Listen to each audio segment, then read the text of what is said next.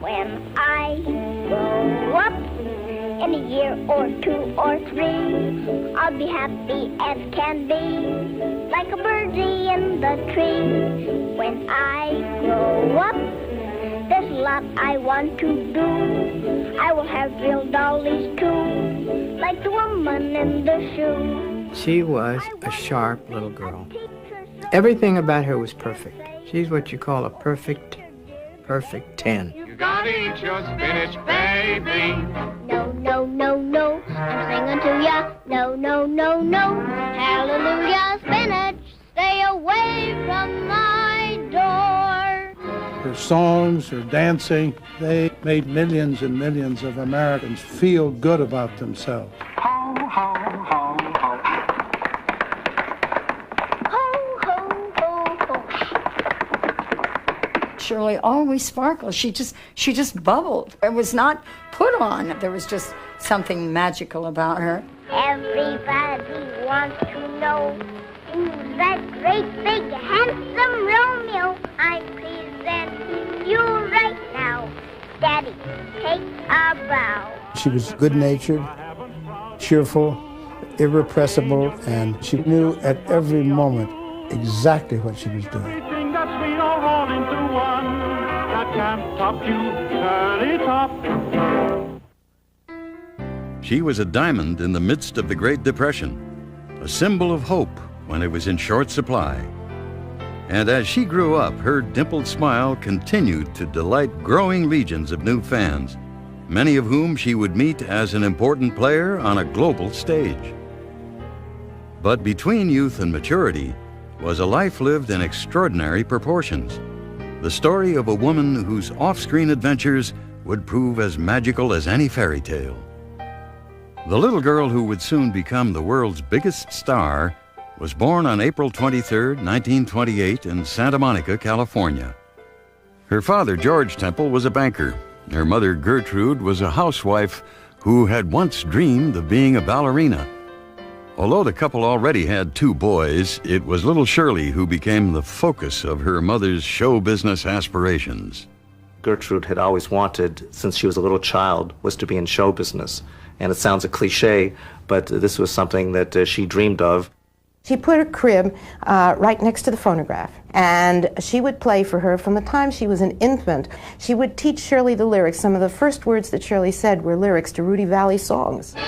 But just as Shirley was beginning to walk, America stumbled into a stock market crash that signaled the beginning of the Great Depression. The tremendous crowds which you see gathered outside the stock exchange are due to the greatest crash in the history of the New York Stock Exchange. Millionaires became paupers overnight. Bread lines and soup kitchens and shanty towns began peppering the landscape of America. Luckily, George Temple's steady income as a bank manager kept the family fed. It was also fortunate that Gertrude Temple's dreams for Shirley neatly coincided with the nation's hunger for escapist entertainment. At the tender age of 3, Shirley was enrolled with other toddlers at the Meglin Dance Studios in Los Angeles. Ethel Meglin was a woman who put together this dancing school. She was very adventurous and very much of a promoter. She had these kids. The mothers all hoped that because they were right on a studio lot, there would be a chance that they would be seen. And about once a week or once every 2 weeks, a scout would come in, look at these kiddies, and maybe use one for a film. On one such visit, a talent scout from Educational Pictures noticed Shirley's precociousness and charm. He hired her to appear in a series of short films called Baby Burlesques.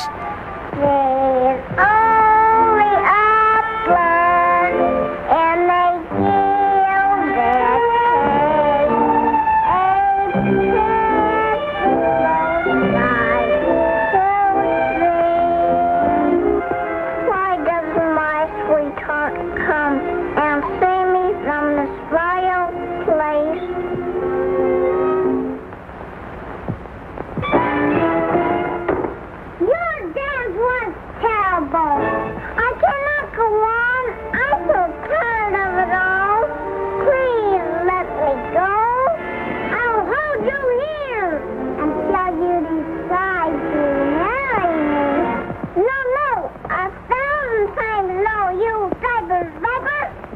These were parodies of popular movies like The Covered Wagon and Tarzan, where adult characters and themes were portrayed by children.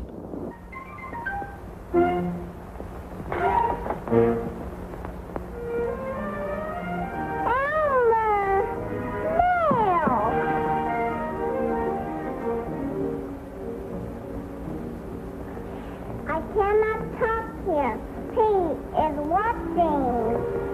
Come on with me. They were trying to be a mixture of very sophisticated satire with a little tinge of sex.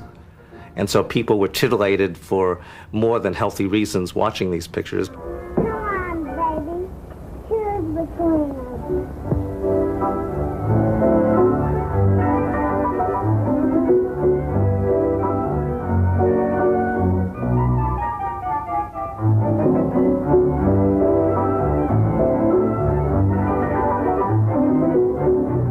It was a very strange thing.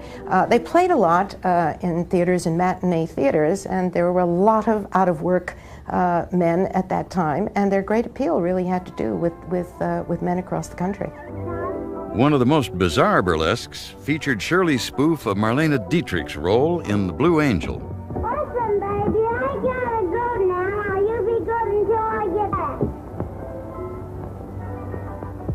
Stay away from that cloud, Guard of course. He's a snake in a grass. May we motion copy terms? Okay, baby.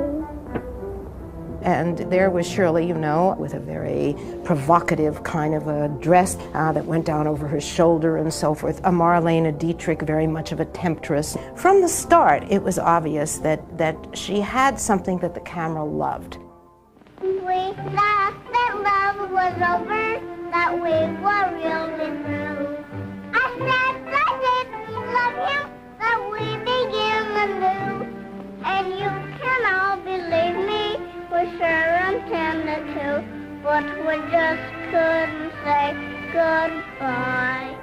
At a time when many Americans were scrambling to earn 10 cents, little Shirley was receiving a generous $10 a day for her performances. But when Educational Pictures stopped production in 1933, Shirley was out of work. All in all, she would later comment, it was a tough spot for any 5-year-old. Undaunted, Gertrude Temple took her daughter on the Hollywood circuit, calling on casting agents and movie studios. She was smart enough to build up a network of friends who'd feed her information. This studio's casting, they need a little girl. This studio has this property they're thinking of doing.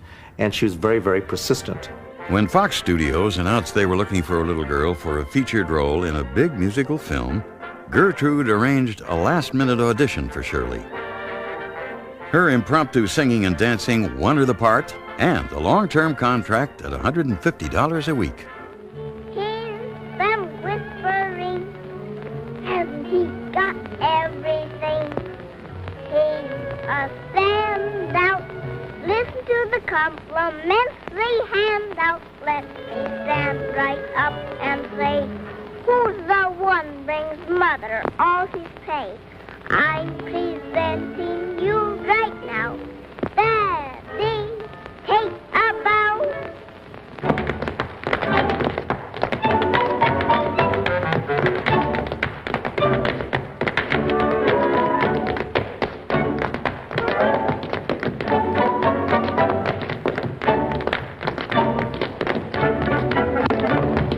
Stand Up and Cheer offered a message America was waiting to hear. With a little girl they would never forget. There was a wonderful, wonderful scene in that in which she prompted Jimmy Dunn in this film. And at first they thought they would just exclude that. Right during shooting, she prompted him. Daddy, what are we waiting for? We're waiting for Miss Adams to send for us. Oh, will it be very long? No, not very long. Maybe a couple of hours. Oh. I got a surprise for you. She was wonderful at remembering everyone's lines. Oh! Now, don't swallow it all at once. Don't I get a kiss? Yes. She was optimistic. She had this happiness about her that at that time, particularly during the Depression, when families were going through such terrible times and they were having such great trouble in bringing up their children, Shirley represented everything that they wanted their children to be. How's that? Whoa. I like you. And I like you. Audiences were instantly taken by the little girl with the big talent. And at the age of 6, and already a veteran of more than 20 films, Shirley Temple had become a star.